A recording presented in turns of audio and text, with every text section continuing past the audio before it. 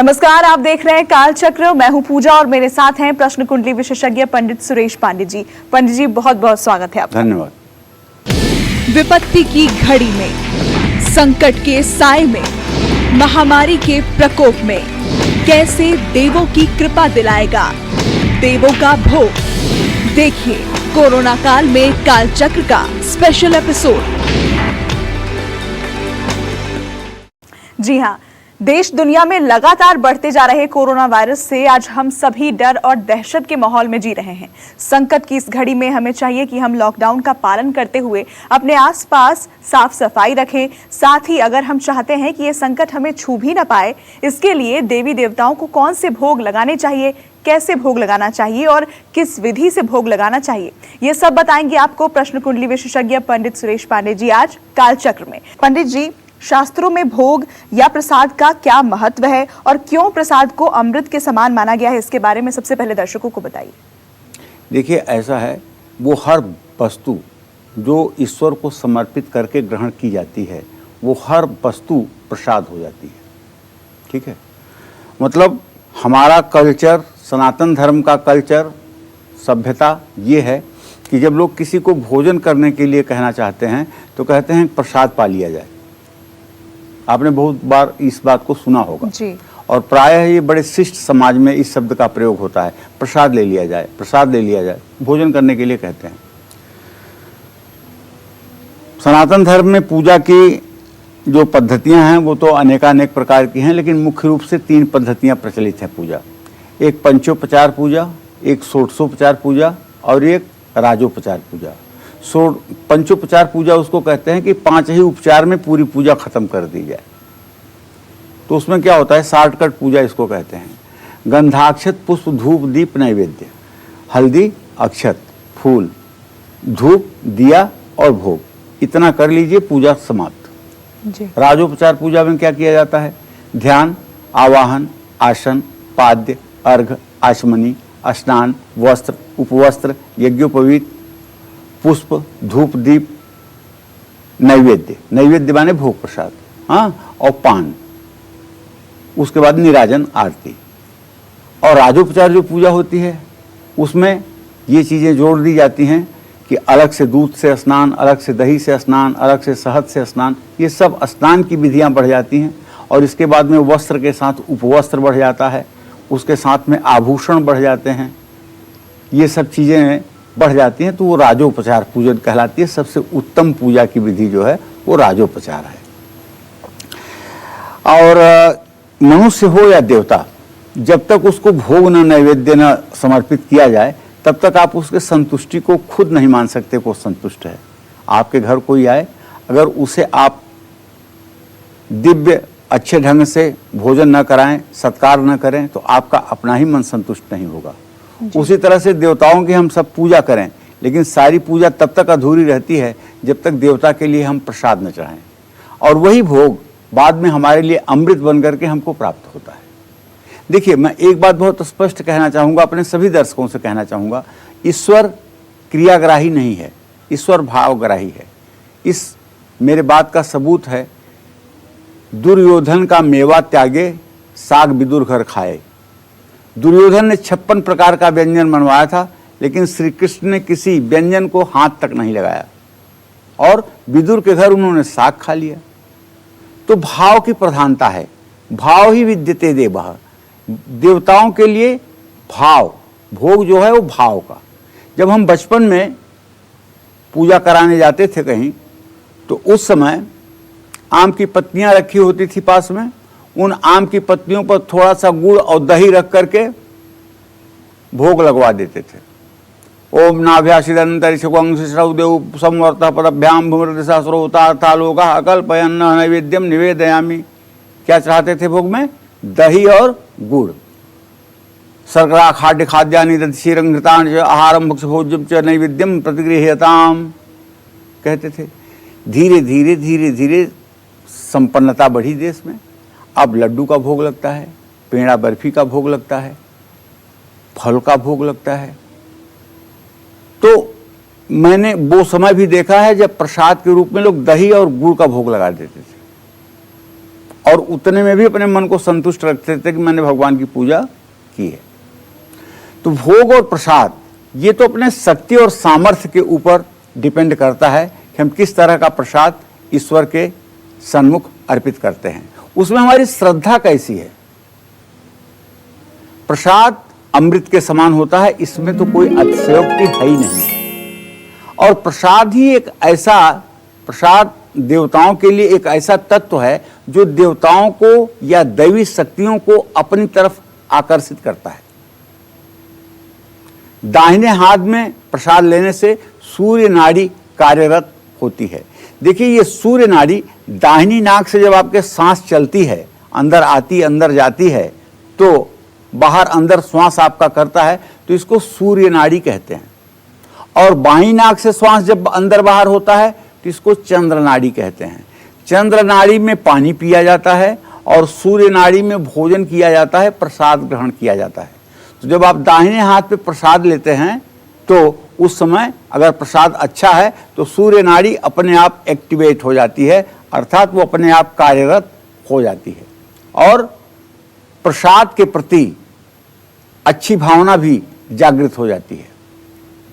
प्रसाद लेने के लिए नम्रता पूर्वक झुकने से शरीर की जिस आकृति का निर्माण होता है उससे शरीर में रज तम के कण कुछ मात्रा में कम हो जाते हैं।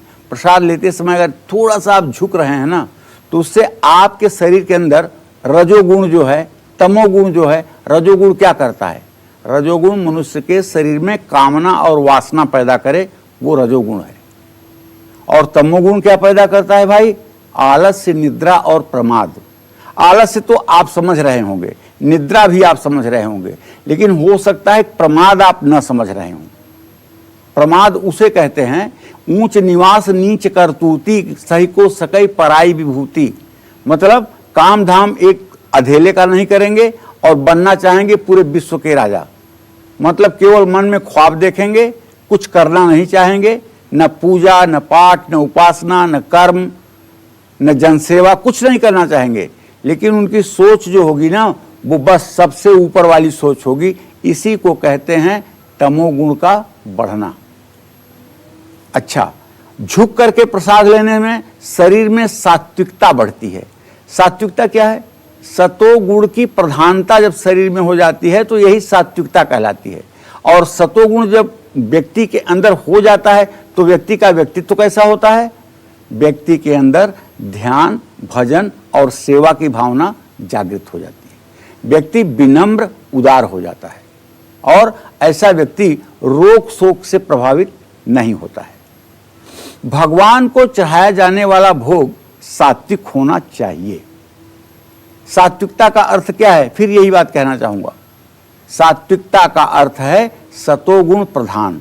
पहली बात, वह वस्तु जो भगवान को आप समर्पित कर रहे हैं वह किसी प्रकार के हिंसा से, बेईमानी से, छल कपट से, झूठ बोल करके प्राप्त नहीं की गई है, बल्कि उसे आपने अपने मेहनत से, अपने परिश्रम से, अपने लगन से उसे आपने प्राप्त किया है।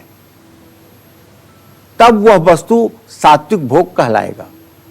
भगवान का भोग हमेशा मन और मस्तिष्क को स्वस्थ, निर्मल और मन में सकारात्मक भाव रख करके बनाना चाहिए। इस भाव से प्रसाद बना करके भगवान को भोग लगाने से दुख और दरिद्रता मिटती है।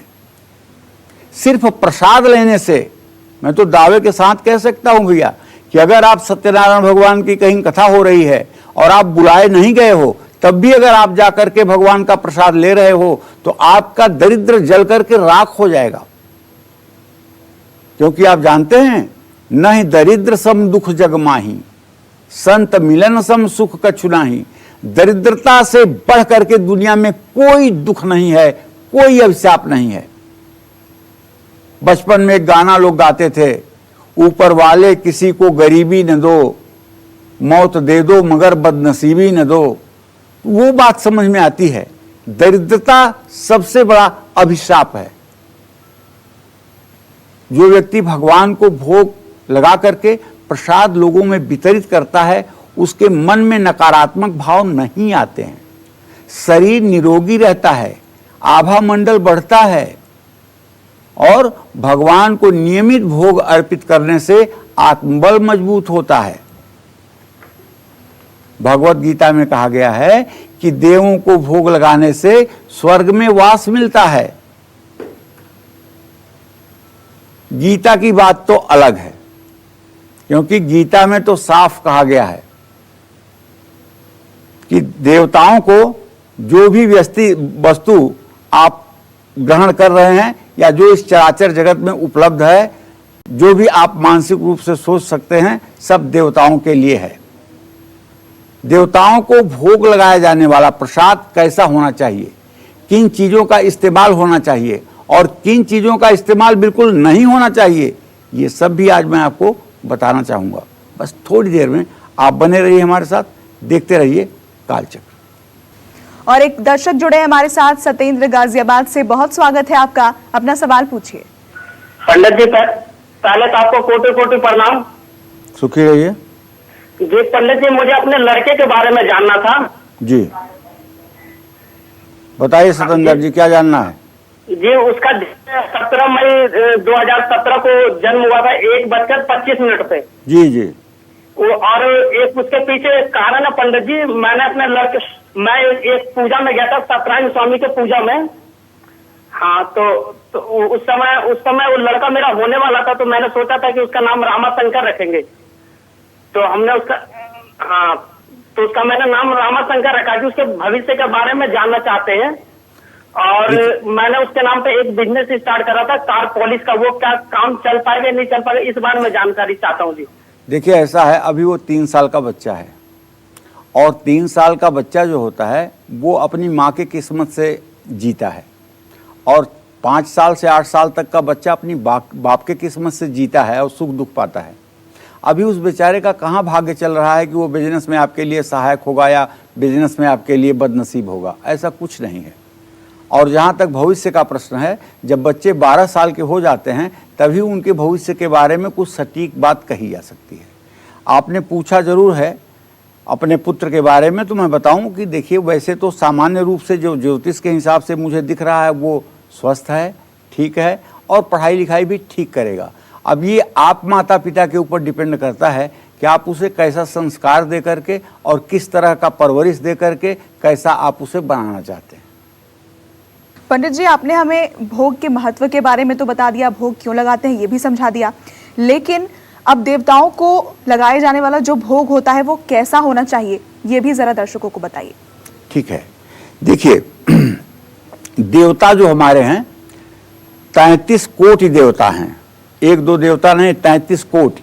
अब इसको कोई लोग ये कहते हैं कि 33 करोड़ देवता हैं। कोटि माने करोड़ भी होता है, कोटि माने प्रकार भी होता है। 12 आदित्य, 11 रुद्र, 8 वसु और 2 अश्विनी कुमार, यही जोड़ लीजिए तो 33 कोटि देवता हो गए। और ये जो आपका शरीर है ना, पीछे की टेल बोन से लेकर के ऊपर तक की हड्डी को अगर आप गिनेंगे ना तो 33 गोलियों से ये आपकी रीढ़ की हड्डी बनी हुई है। और अगर इसमें एक भी गोली गड़बड़ हो जाए तो आदमी विकलांग हो जाता है। और सारी अगर हड्डियां ठीक हैं तो व्यक्ति देवता की तरह जीवन जीता है। तो कहने का मतलब यह है 33 करोड़ देवता आप इसी को मानिए, अगर ये कहीं भी गड़बड़ हुआ तो जिंदगी नरक हो जाएगा। और 84 अंगुल की मनुष्य के शरीर है, इसलिए 84 लाख योनियों की परिकल्पना सनातन धर्म में की गई है। देखिए, देवता को भोग लगाया जाने वाला प्रसाद कैसा होना चाहिए ये जरा सा बताना चाहूंगा। भगवान के भोग में पहली बात तो नमक नहीं होना चाहिए। नमक पृथ्वी तत्व से संबंधित है। नमक में रज और तम तरंगों को आकर्षित करने की बहुत क्षमता होती है, इसलिए प्रसाद में नमक नहीं परोसना चाहिए। कोशिश करें कि मीठा प्रसाद का ही भोग लगाएं। प्रसाद में मिर्च और तेल का इस्तेमाल तो बिल्कुल नहीं होना चाहिए, क्योंकि ये पदार्थ भी तमोगुण को बढ़ाने वाले हैं। प्रसाद गाय के घी से ही बनाना चाहिए, क्योंकि घी सात्विक होता है और सतोगुण को बढ़ाता है। देवताओं को भोग किस दिशा की ओर लगाना चाहिए और भोग लगाते समय किन बातों का खास ध्यान रखना चाहिए, ये सब मैं बताऊंगा आपको बस थोड़ी देर में। आप बने रहिएगा हमारे साथ, देखते रहिएगा कालचक्र। और भोग लगाने की सटीक विधि क्या है, कैसे आपको भोग लगाना चाहिए, इस पर हम लगातार चर्चा कर रहे हैं। लेकिन एक दर्शक जुड़े हैं हमारे साथ। हेलो जी, अपना नाम बताइए और अपना सवाल पूछिए। हेलो हाँ बोलिए। जी, आपको हमारी आवाज मिल रही है? हाँ सुखी रहिए। कोटि कोटि प्रणाम पंडित जी, मैं ऊना हिमाचल प्रदेश से बोल रहा हूँ। जी। मेरे बेटे की जन्म तिथि 1 अगस्त 1996 है। जी, हेलो, क्या नाम है बेटे का? भानु ठाकुर। जी जी, क्या जानना चाहते हैं उनके बारे में? इसका ये जानना चाहता हूँ कि इसकी सरकारी नौकरी का योग बनता है कि नहीं बनता है। दूसरा, इसकी पढ़ाई लिखाई कैसे रहेगी और वैवाहिक जीवन कैसा रहेगा? देखिए ऐसा है, पढ़ाई लिखाई की जहाँ तक बात है तो ये मध्यम श्रेणी के विद्यार्थी हैं, ना तो इन्हें बहुत अच्छा आप कह सकते हैं ना तो डफर कह सकते हैं। और जहाँ तक सरकारी नौकरी का योग है तो बुध नीच राशि में बैठ करके और आजीविका भाव को देख रहा है। सरकारी नौकरी का योग तो बिल्कुल नहीं के बराबर है, लेकिन अगर ये शिक्षा के क्षेत्र में कुछ अब से करना चाहें तो सरकारी नौकरी का भी योग बन सकता है। वैसे दूसरी किसी सरकारी नौकरी का योग बनता हुआ दिखाई नहीं दे रहा है। और भानु से ये जरूर आपको कहना चाहिए कि ये शनिवार के दिन हनुमान चालीसा का पाठ अवश्य करें और शनिवार के दिन हनुमान मंदिर जाकर के घी का दिया जलाएं। इससे निश्चित रूप से धनु राशि है इनकी, शनि की 7.5 का जो इफेक्ट है वो कम होगा, जीवन अच्छा होगा। और आइए अब अपनी चर्चा को आगे बढ़ाते हैं और बात करते हैं भोग की। देवों को भोग लगाने के लिए किस पेड़ का पत्ता सबसे ज्यादा सात्विक और फायदेमंद माना गया है, जानते हैं पंडित जी से। पंडित जी, भोग लगाने के दौरान पेड़ के पत्तों का क्या महत्व है और सबसे ज्यादा सात्विक किस पेड़ के पत्ते को माना गया है? हाँ, ये बात सही है।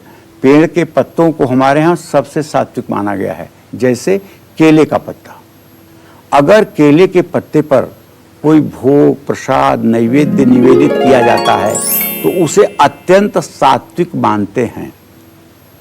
मैंने यहाँ तक देखा है कि जो लोग अच्छे प्रकार से पूजा उपासना करते हैं वो लोग चांदी की थाली का भी अगर प्रयोग करते हैं तो उसमें केले का पत्ता बिछा लेते हैं और केले का पत्ता बिछाने के बाद उस पर प्रसाद रख करके तब प्रभु को निवेदित करते हैं। केले का पत्ता जो है ये रसायन मुक्त होता है। केले के पत्ते से किसी तरह का केमिकल रिएक्शन नहीं होता है जो भोग की सात्विकता को बढ़ाता है। भगवान को जब भी केले के पत्ते पर रख करके आप भोग अर्पित करें तो केले के पत्ते की डंठल देवताओं की ओर और आगे का भाग अपनी ओर रखें। केले के पत्ते के आगे वाले भाग में सात्विक तरंगों को बिखेरने की क्षमता होती है और उसकी डंठल की तुलना में कहीं ज्यादा होती है। इसलिए केले का पत्ता भोग लगाने के लिए सर्वोत्तम माना जाता है। अब देवताओं को किस बर्तन में रखकर भोग लगाना चाहिए, कौन सा पत्ता होना चाहिए ये तो बता दिया मैंने। अब कौन सा बर्तन होना चाहिए और किस बर्तन में बिल्कुल भोग नहीं लगाना चाहिए ये सब भी आपको जानना है, हमें बताना है। चर्चा को आगे बढ़ाते हैं। पंडित जी, मेरे मन में एक सवाल है और ये सवाल कई दर्शकों के मन में होगा कि भोग लगाने के दौरान केले के पत्ते का ही इस्तेमाल क्यों करते हैं, किसी दूसरे पूजनीय पेड़ के पत्ते का इस्तेमाल क्यों नहीं, जैसे बरगद का पत्ता हो गया या पीपल के पेड़ का पत्ता हो गया, इसका इस्तेमाल हम क्यों नहीं करते? बेटा, पहली बात तो ये जान लो कि पीपल हमारे लिए पूजनीय है, वंदनीय है। भगवान कृष्ण कहते हैं कि जो उन्होंने अपनी जो 84 विभूतियाँ बताई हैं उसमें वो अपनी एक विभूति के रूप में अस्वस्थ माने पीपल के पेड़ को भी बताते हैं। ठीक है, तो वो पूजनीय है, वंदनीय है, इसलिए कि एक तो श्री कृष्ण कहते हैं कि उसमें वो मेरी ही विभूति है और दूसरी बात वो दिन रात ऑक्सीजन देता है पेड़, जो मानव समाज के लिए अमृत के समान है, इसलिए वो पूजनीय वंदनीय है जी। लेकिन घर पर पीपल के पेड़ की छाया पड़ना अशुभ है, पीपल के पेड़ के नीचे बैठ कर के खाना अशुभ है, पीपल के पेड़ के नीचे बैठकर कोई सांसारिक कार्य करना अशुभ है। ठीक है, उसी तरह से पीपल के पत्ते पर कोई नैवेद्य या प्रसाद आप नहीं चढ़ा सकते हैं।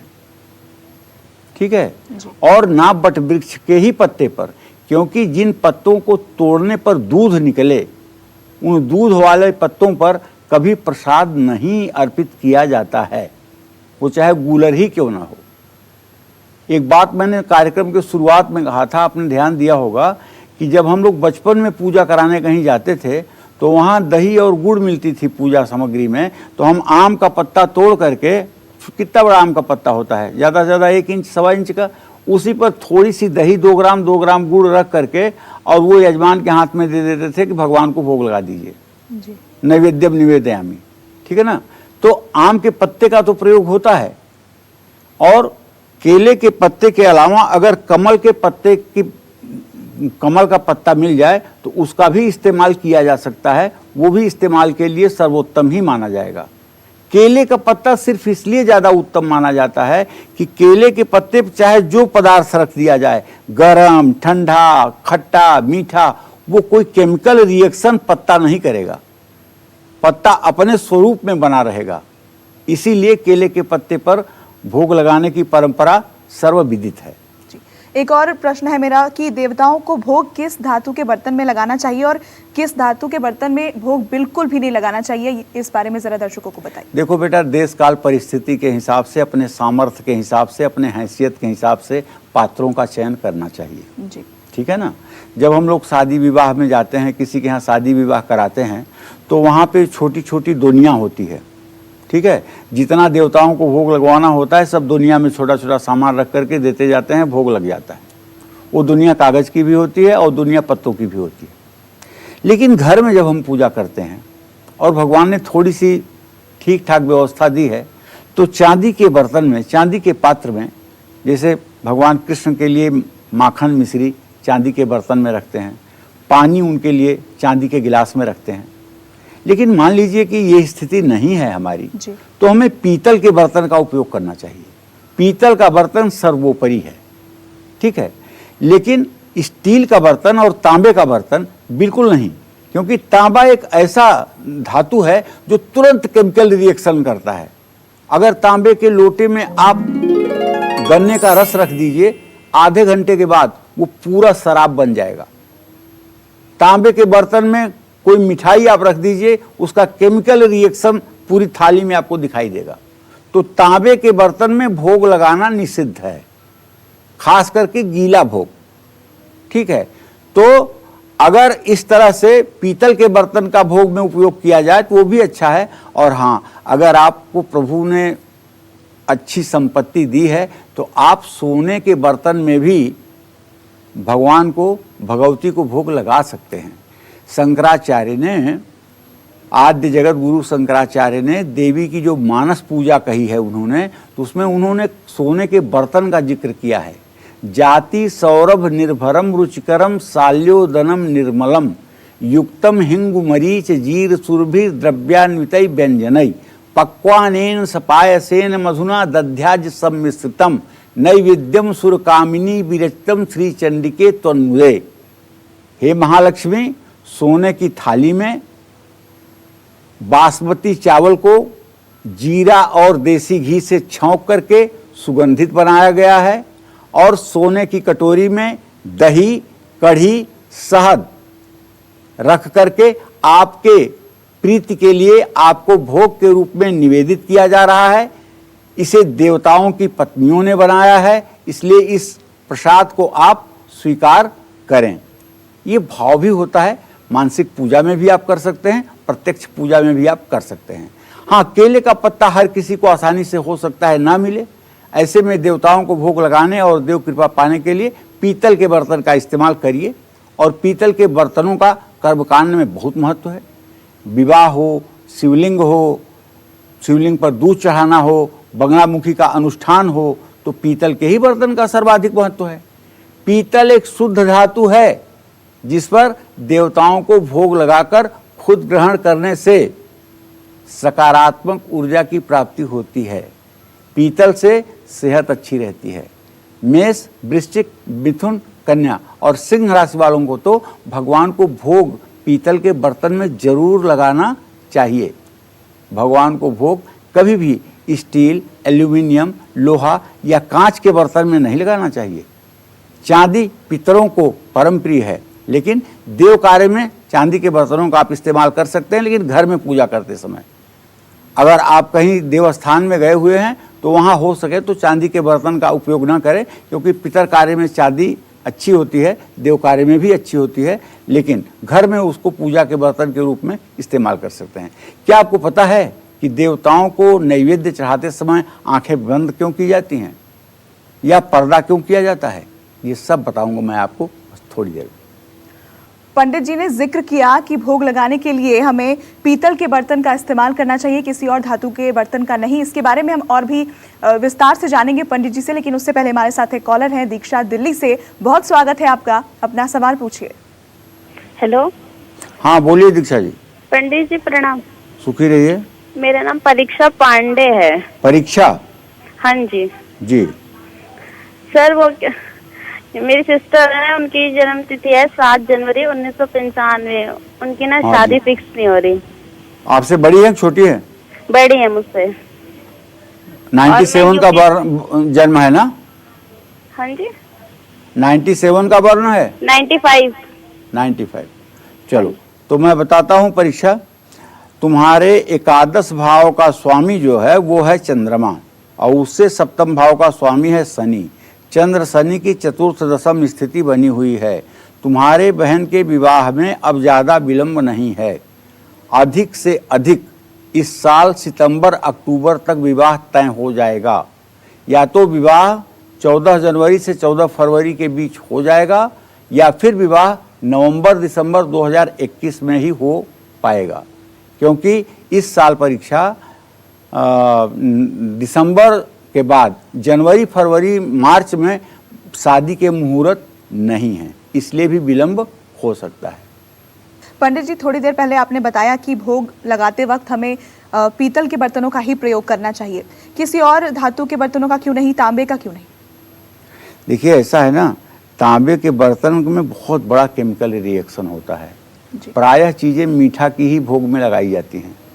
आप तांबे के बर्तन में 2 बूंद चीनी का शरबत गिरा करके देख लीजिए, तुरंत केमिकल रिएक्शन हो जाएगा।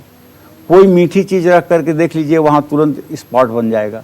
तो तांबे का बर्तन सिर्फ और सिर्फ जल के लिए उपयोगी होता है, पानी के लिए उपयोगी होता है। वो पानी को अमृत बना देता है। इसी परंपरा के चलते हमारे हिंदू समाज में एक परंपरा बनी थी कि जब हम किसी नदी को क्रॉस करते थे तो उसमें सिक्का डालते थे। ठीक है, सिक्का क्यों डालते थे? क्योंकि सिक्का तांबे का होता था, और वो तांबे का सिक्का नदी में जा करके नदी के पानी को शुद्ध करता था। लेकिन हम उस परंपरा को तो आज भी अपनाते हैं। नदी देख करके सिक्का फेंकते हैं, लेकिन ये लोहे वाला सिक्का फेंकते हैं, ये जा करके वहाँ जहर बन जाएगा। इसलिए मैं आप लोगों से कहना चाहूँगा कि जब भी आप कहीं नदी पार कर रहे हों और उसमें आपको कुछ द्रव्य डालने की आवश्यकता हो, तो अगर तांबे का सिक्का आपके पास है तभी डालें, और ये लोहे वाला सिक्का डाल करके आप जल को और दूषित कर रहे हैं, जल को जहरीला बना रहे हैं। हमारी सभ्यता थी पैसा डालने की, लेकिन उस समय तांबे के सिक्के होते थे। ये बात ध्यान देने की है। तो एक और जरूरी सवाल कि क्या आपको पता है कि देवताओं को नैवेद्य चढ़ाते समय पर्दा क्यों किया जाता है या आंखें क्यों बंद की जाती हैं? अगर नहीं तो आइए जानते हैं पंडित जी से। पंडित जी, इसकी क्या वजह है कि नैवेद्य चढ़ाने के दौरान पर्दा किया जाता है या फिर आंखें बंद की जाती है?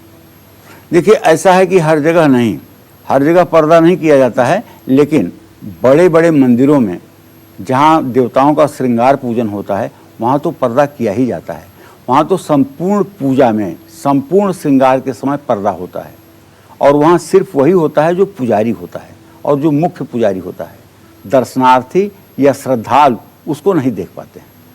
तो कहने का मतलब ये है कि देखिए, जब आप भगवान को नैवेद्य निवेदित कर रहे होते हैं तो पूजा जी पक्की बात है कि आप चाहेंगे ना कि भगवान इस नैवेद्य को स्वीकार करें। तो क्या आप जानते हैं देवता को नैवेद्य अर्पित करते समय अपनी आंखें क्यों बंद की जाती है या पर्दा क्यों ढका जाता है? तो अन्न देखने से उसे ग्रहण करने की वासना जागृत होती है। देवता को वासना रहित शुद्ध नैवेद्य अर्पित हो, इसके लिए देवता को नैवेद्य अर्पित करते समय आंखें बंद कर ली जाती हैं या मंदिरों में पर्दा से ढक दिया जाता है। यही बात मैं बताना चाहता था।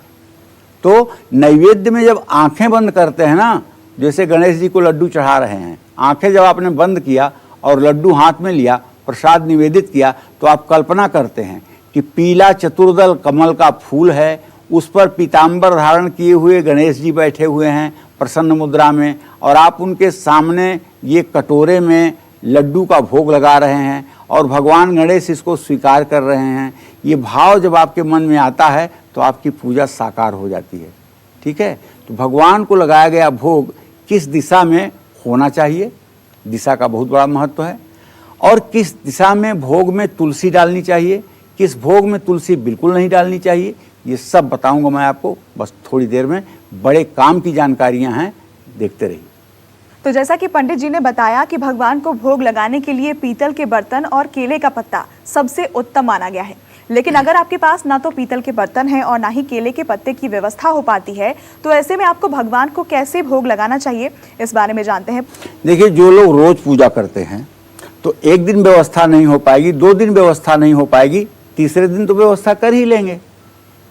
और परिस्थिति कहीं ऐसी अगर है जहां आप गए हैं और आपके पास पात्र की व्यवस्था करने का समय नहीं है, तो वहां तो जैसे मिठाई का भोग लगाना है किसी मंदिर में, आपको वहां पात्र नहीं मिलेगा। मिठाई का जो डिब्बा होगा, चाहे वो कागज का ही होगा, मिठाई का डिब्बा खोल करके और भगवान के सामने पूरा प्रसाद आप निवेदित कर सकते हैं, कोई दोष नहीं होगा। इसी तरह से फल टोकरी में है, उसे आप पूरा भगवान के सामने धो करके निवेदित कर सकते हैं, इसका आपको पुण्य फल प्राप्त होगा। लेकिन जब आप घर में पूजा करेंगे तब तो सारी व्यवस्था होकर ही रहेगी ना, तब तो आपको पीतल का बर्तन मिलेगा ही। केला हो सकता है कि रोज केले का पत्ता आपको न मिले, लेकिन विशेष उत्सव पर तो केले के पत्ते की व्यवस्था की जा सकती है ना।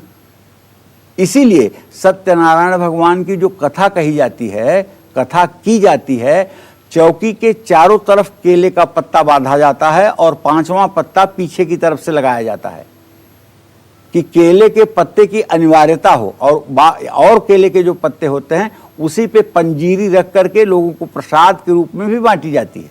तो चर्चा को बढ़ाते हैं आगे और जानते हैं कि भगवान के भोग से जुड़ी और कौन सी वो जरूरी बातें हैं जिनका हम सभी को जरूर ध्यान रखना चाहिए।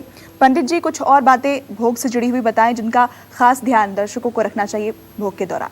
देखिए, भोग के दौरान सबसे बड़ी बात यह रखनी है कि भगवान को नैवेद्य निवेदित करते समय आपके मन में उस भोग के प्रति आसक्ति न हो। दूसरी जरूरी बात यह है कि जो भी कुछ आपके पास हो उसमें आपकी पूरी श्रद्धा हो।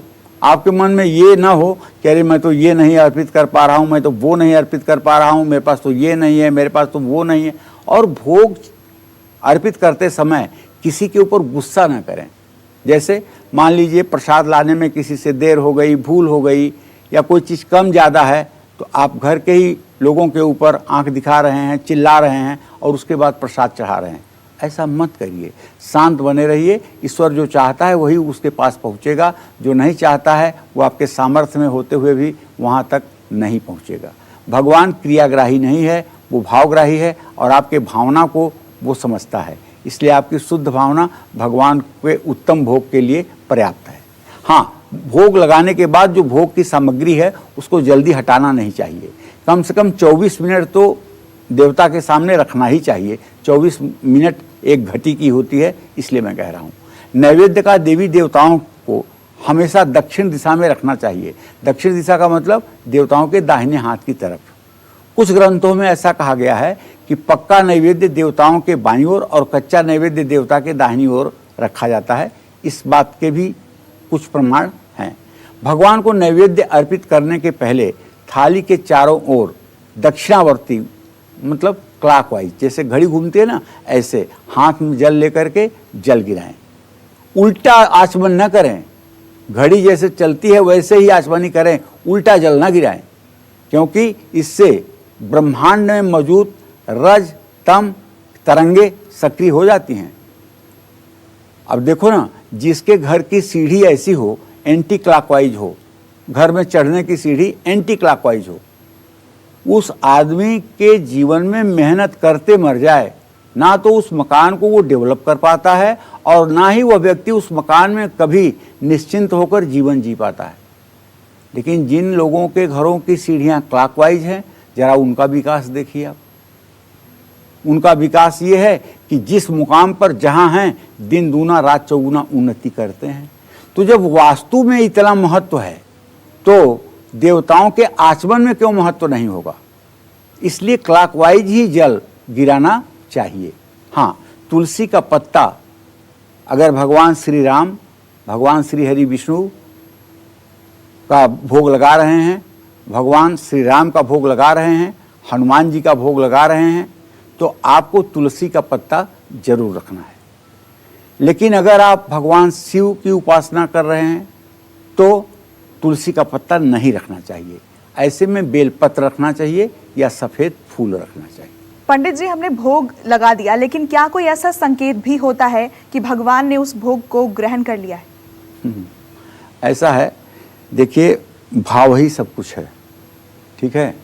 और जिस मूर्ति के ऊपर चढ़ करके मूर्तिकार छीनी हथौड़ी से मूर्ति को बनाता है, उसी मूर्ति के सामने हम सर झुका करके अपनी मनोकामना पूरी करवाते हैं, ठीक है। हमारे भाव की प्रधानता है, भाव ही विद्यते देव। एक दिन मैंने बताया था, आज फिर बता रहा हूँ। माता कौशल्या ने भगवान की पूजा की और पूजा में उन्होंने भोग प्रसाद लगा करके रखा। और माता कौशल्या ने सोचा कि राम जाग रहा होगा कि रो रहा होगा, जरा जाके देखूं। तो जाकर देखती हैं तो वहाँ राम सोए हुए हैं। और फिर जब पूजा स्थान में आती हैं, देखती हैं तो पूजा में राम बैठ करके प्रसाद खा रहे हैं। 2 बार ऐसा उन्होंने किया। तब गोस्वामी तुलसीदास जी ने चौपाई लिखा है, यहाँ वहाँ दुई बालक देखा, मत भ्रम मोर की आन अभिषेखा। तो कहने का मतलब ईश्वर साक्षात भी ग्रहण करते हैं, इसमें कोई दो राय नहीं है, लेकिन भाव ही विद्यते देवा। चलिए अब पंडित जी से ये जानते हैं कि पंचामृत से जुड़ी कौन सी खास जानकारी है जिसे लेकर लोग हमेशा कंफ्यूज रहते हैं। पंचामृत का भोग किस देवी देवता को लगाना चाहिए और किसको नहीं लगाना चाहिए, इस बारे में जानते हैं। पंडित जी, पंचामृत के बारे में जरा दर्शकों को बताइए कि इसका भोग हमें किन देवी देवताओं को लगाना चाहिए और किन को नहीं। पंचामृत का शाब्दिक अर्थ है 5 प्रकार का अमृत। उस अमृत में गाय की दूध, दही, घी, ये चीज़ों के साथ चीनी और गंगा जल का भी समावेश किया जाता है। और ये 5 तत्व तो पंचामृत कहलाते हैं जी। भगवान श्री हरि विष्णु का स्वरूप जो शालिग्राम की शिला होती है, उसको तो विधिवत उसी पात्र में डाल करके स्नान कराया जाता है। पंचामृत से भगवान शिव का अभिषेक किया जाता है। पंचामृत से माँ महालक्ष्मी और दुर्गा का अभिषेक किया जाता है। पंचामृत से भगवान गणेश का अभिषेक किया जाता है। पंचामृत से सारे देवी देवताओं का अभिषेक किया जाता है। यह अपने आप में बहुत उत्तम बात है। और कहते हैं कि पंचामृत और चरणामृत का सेवन करने वाला व्यक्ति कभी अकाल मृत्यु का शिकार नहीं होता है। इसलिए जो लोग पंचामृत ग्रहण करते हैं वो लोग अकाल मृत्यु के शिकार नहीं होते हैं, ये ध्रुव सत्य है।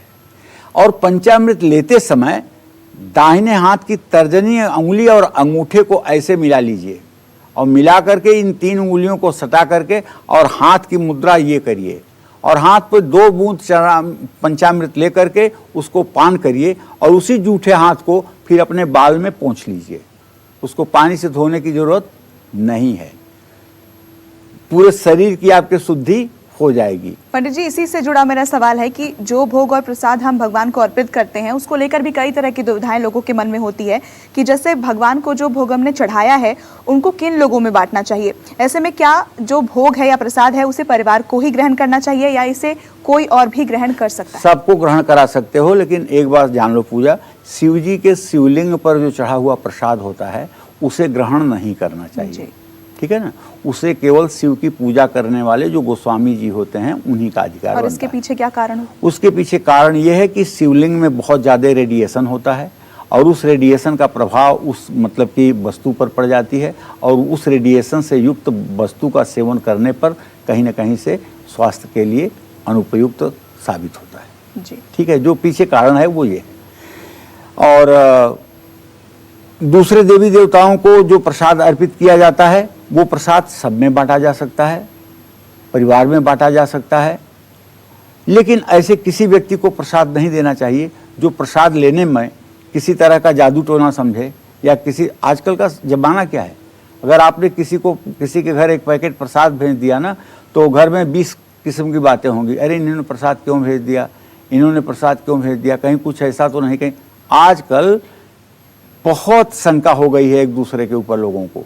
तो मैं तो ये कहूँगा कि ज़्यादा धार्मिक बनने से अच्छा है कि आप अगर कोई पूजा में उपस्थित है तब तो प्रसाद बांट दीजिए, और पूजा में अगर उपस्थित नहीं है, आप किसी तीर्थ से आए हो प्रसाद लेकर के, तो ऐसे किसी आदमी के यहाँ प्रसाद न भेजिए जिसके मन में ये शंका हो कि ये कुछ मेरे साथ जादू कर सकते हैं, टोना कर सकते हैं।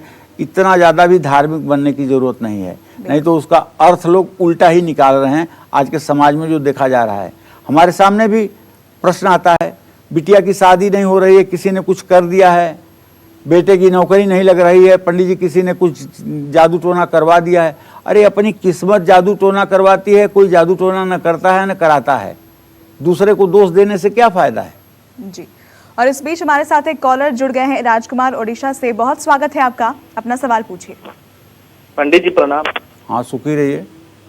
पंडित जी मैं राजकिशोर सिंह बोल रहा हूँ उड़ीसा से। जी जी जी मेरी आयु 36 वर्ष है। मेरे 2 सवाल हैं पंडित जी। जी पंडित जी मैं सरकारी नौकरी कर रहा हूँ जी और हायर पोस्ट के लिए अभी इंटरव्यू होने वाला है, तो सफल होने का कितना चांस है या कुछ उपाय बताएं। चलिए दूसरा सवाल है, राजकिशोर जी, मैं पहले प्रश्न का आपके उत्तर देना चाहता हूं। शुक्र और चंद्रमा की स्थिति इस समय प्रश्नकाल में द्वितीय द्वादश की बनी हुई है। मुझे पूरा विश्वास है कि अगर थोड़ा सा आप और हिम्मत करके, लगन लगा करके आप तैयारी कर ले तो आपको हायर पोस्ट मिल सकती है, क्योंकि आपके दशम भाव का स्वामी चंद्रमा अब उच्चाभिलाषी हो चुका है। निसंदेह आपको अच्छे पद प्रतिष्ठा की प्राप्ति हो सकती है। बस इसके लिए आपको करना एक काम है। वो काम ये है कि आप एक दिन किसी शिवलिंग पर शिवालय में जाकर के भगवान शिव का रुद्राभिषेक कर दीजिए। ये रुद्राभिषेक एक दिन करने मात्र से सोमवार को आपकी जिंदगी बदल जाएगी, ये देख लीजिए। चर्चा को बढ़ाते आगे, पंडित जी, कई बार पूजा में चढ़ा हुआ नारियल अगर खराब निकल आए तो लोग कहते हैं कि भगवान ने भोग ग्रहण कर लिया है। इस बात में कितनी सच्चाई?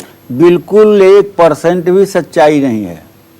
अगर पूजा करते समय जिस नारियल का प्रयोग हुआ है और आपने उसको तोड़ा और वो सड़ा निकल गया, तो ये बहुत बड़े भविष्य में अनिष्ट का संकेत है।